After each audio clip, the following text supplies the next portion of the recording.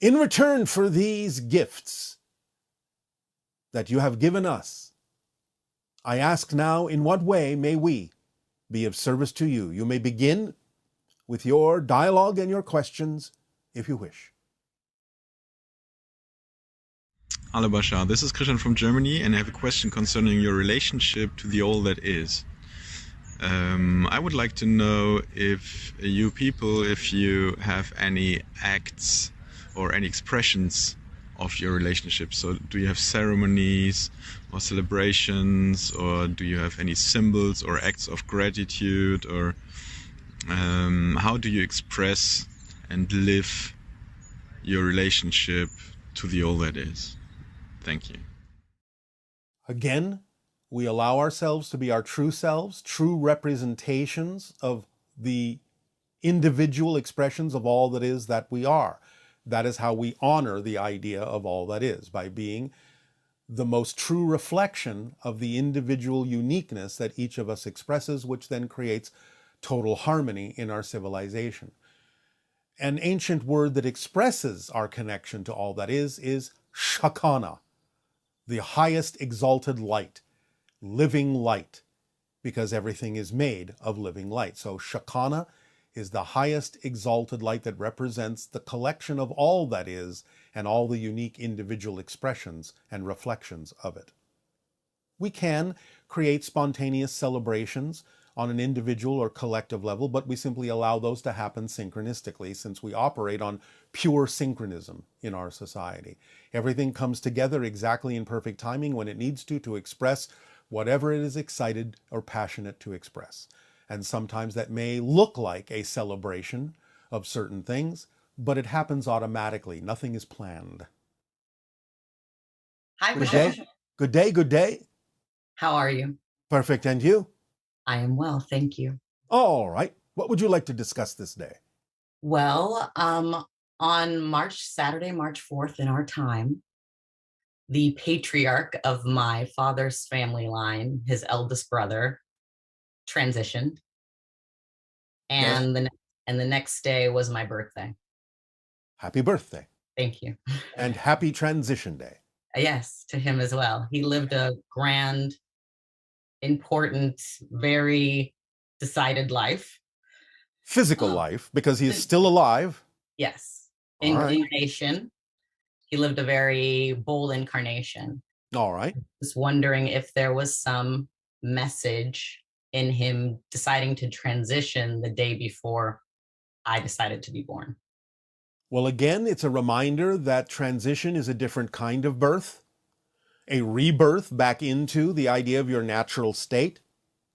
And anyone that transitions, especially so close to the idea of another date that represents the idea of the starting of a journey, reminds you that you can now uplift and raise your vibration, connect more strongly through him to spirit, reaching out to him, reconnecting in a different way now to start a different level, a new birthday for you, a new level of connection, a new level of understanding and experience in your physical life.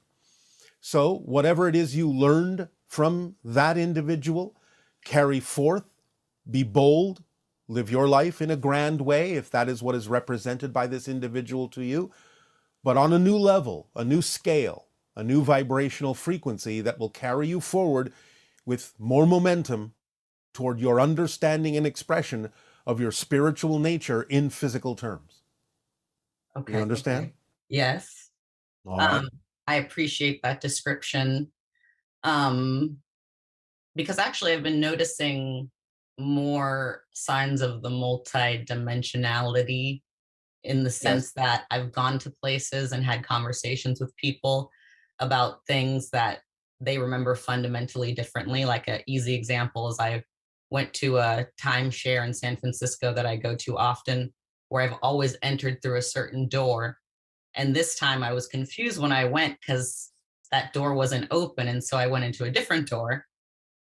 I'm realizing I'm saying doors now a lot. As when I was speaking to the concierge, I told him I didn't recognize the place at first because I had always entered through the other door. And he made a funny joke alluding that I must have been on LSD because that other door was never open for that purpose. There you go. And of course, there is no accident in that this is called a time share. Haha. I never thought about that. Oh, now you can. Thank you. Speaking of time, Yes. I'm going to say this in my own language, but you once said that pi is the numerical representation of different dimensions and how they're constantly shifting. Yes. And so what is the fine structure constant? What's the numerical representation? What's that the numerical representation of? One moment.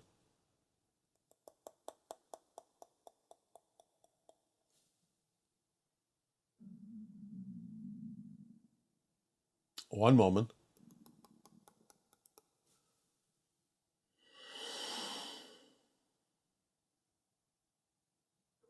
One moment.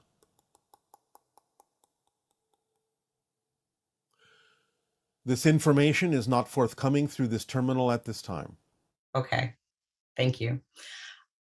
Is every, I guess, in time incarnation extension from the oversoul? Sorry, I said that strangely. Every extension from the oversoul that is incarnate, let's say in the same time as you, is that considered a counterpart? The same time as yourself? Yes. That is what we typically refer to as a counterpart, yes. And so there's no other types of extensions from oversouls that can be incarnate at the same time as you, like they wouldn't be called anything else, I guess is what I'm asking. You can make up whatever name you wish, but we typically refer to them as counterparts if they overlap your time frame. Okay. And you've said previously they can be strangers, enemies, family members, friend, anything, obviously, right? Yes, absolutely. It depends upon what the oversoul needs to experience by creating that extension in an incarnation.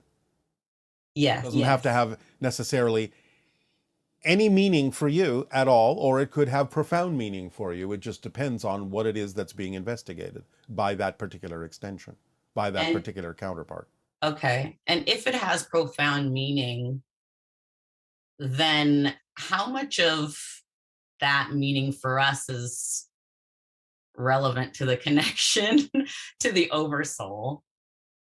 You know, like if something is important to me, if I've connected to a counterpart and that's important to me to express in a neutral and positive way and to have an experience of that nature, then it's important for the oversoul to have had that experience where the counterparts interact in that way. Okay. And where they don't? Then that's also simply relevant or not relevant for the oversoul.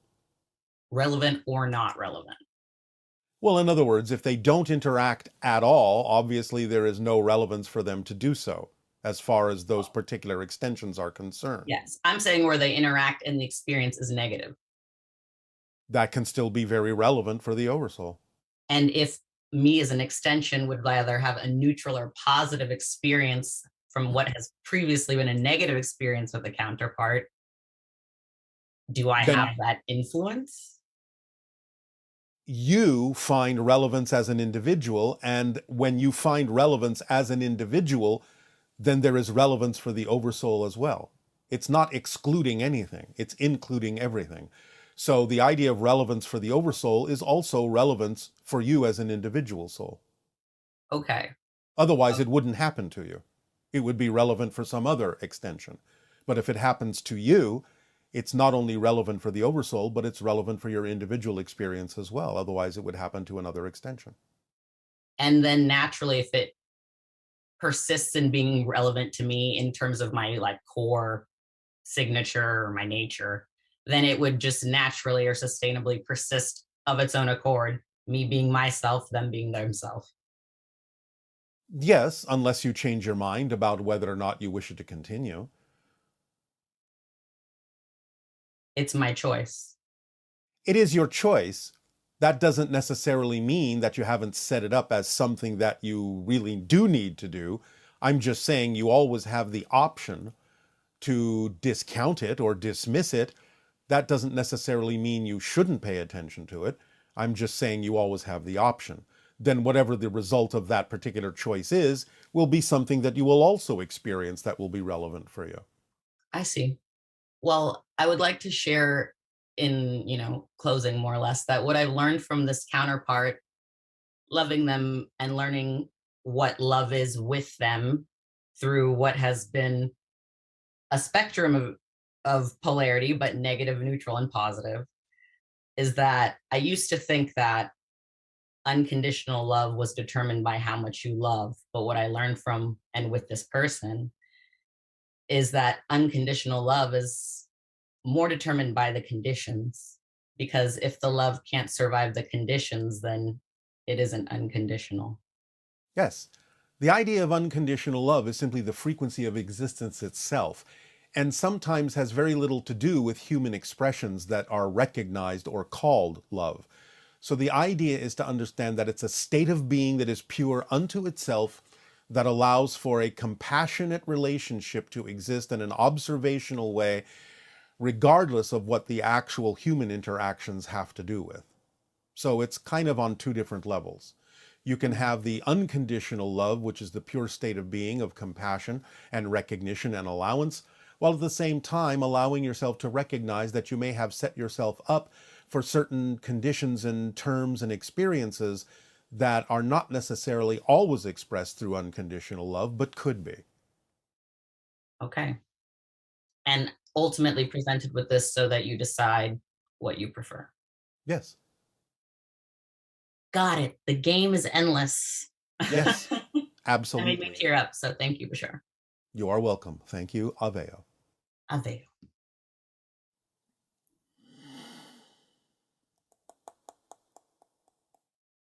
Hey, Bashar, is there anything that you would suggest that in meditation that we focus on to maintain and hold a grid of light for the planet at this time to transition with ease and flow into the more positive timelines and to connect with our star brothers and sisters in a way that serves ourselves, uplifts ourselves, and serves humanity? I was just curious if there's, like, should we go outside and meditate in nature? Should we, just looking at opportunities to make that happen and maybe have a connection with the other group conscious people who are also interested in doing the same. Thanks, Bashar. All you're saying is that you're following your passion by choosing to do so if that's what seems most exciting to you. And by following your passion, you are following the formula, as long as you don't forget all the other points of following the formula. And by doing so, that's what increases the probability of open contact and raises the vibration of light in your reality to go from third density to fourth density physical reality experiences. That's all there is to it. Follow the formula. It doesn't leave anything important out. Okay. Good day. I'm so excited. Good day. Good day.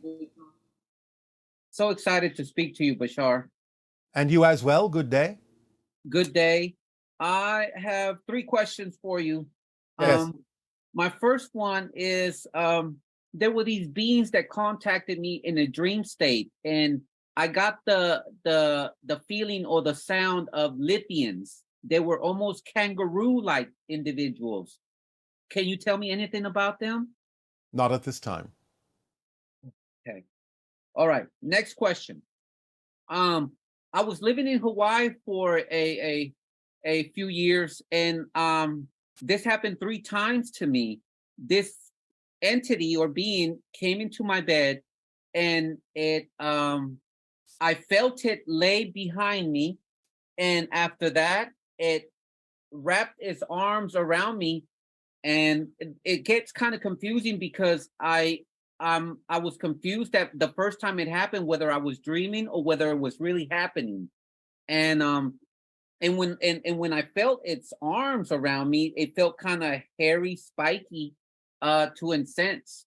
The first time I felt kind of a little bit scared and didn't know what it was or didn't know how to react. By the third time it happened, to make it short, I I was tired, and I spoke to it, and I said, I'm tired. I can't really I don't know if I said I can't really fight you or try to struggle, and I just let it go. And after that, it didn't happen anymore. Yes.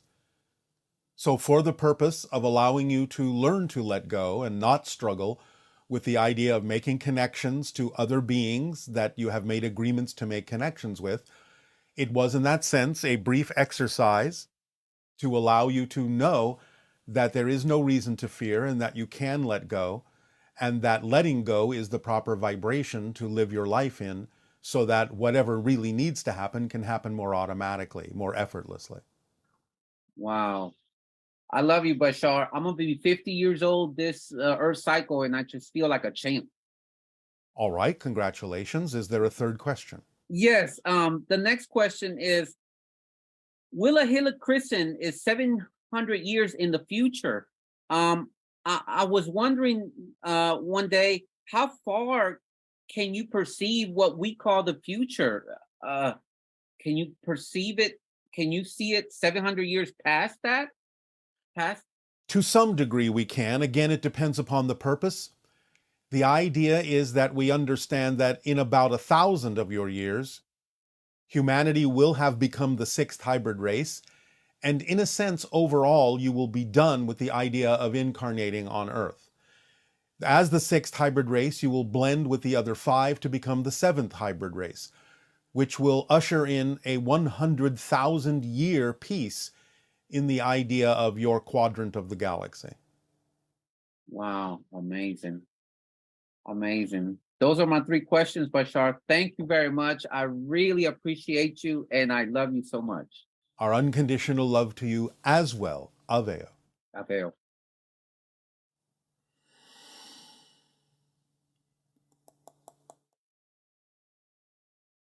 Greetings, Bashar. My name is Georgette Correa from Atlanta, Georgia. I had an experience in which I astral traveled, and I was with a being of light who she and I say she, no gender, but she and I were levitated, and we were telepathically communicating. And I remembered only one line: "You'll know everything you need to know when you need to know it." And she said that because as I was being drawn back to my physical form, I started to forget. And I could literally see a veil closing in front of me as I was being pulled to my physical body. Who was that? What was that all about? Thank you. It's your spirit guide. You have an astral experience with your spirit guide, reminding you of exactly that. You have this ability, you have this power, you have the ability to move forward. And by simply going back into the physical reality, you symbolized it as literally the closing of a veil. It's an interpretation of densification of energy and crystallization back into the physical reality level of consciousness. So it's just a way of interpreting going into a denser vibration. But that was your spirit guide, giving you a little bit of an astral education. Bashar, Good day. I am very grateful to have another opportunity to interact with you. Thank you for making yourself available in this way. It is our passion and our pleasure. What would you like to discuss? I would like to test the information that I could channel for a friend regarding his abduction experience. I don't care if I'm right, but I care about being of help to him. And so this is what he experienced in his own words.